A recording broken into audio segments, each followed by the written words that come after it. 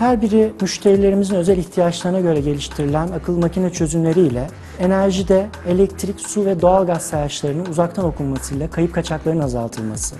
tarımda, sulamada kullanılarak Türkiye'nin su kaybının azaltılması, ulaşımda, araçlarda takipte kullanılarak akaryakıt maliyetlerinin ve kullanımının azaltılması, bu sayede devletin cari açığına da büyük katkı sağlanması. Bunun yanında gıdamızın nakliyesi sırasında bozulmasının engellenmesi ve gıda güvenliğinin sağlanması, aynı zamanda gıdaların taşınması sırasında soğuk zincirin kontrol altına alınmasını sağladığı için sağlığımızın kontrol altına alınması anlamında birçok fayda sağlamaktadır.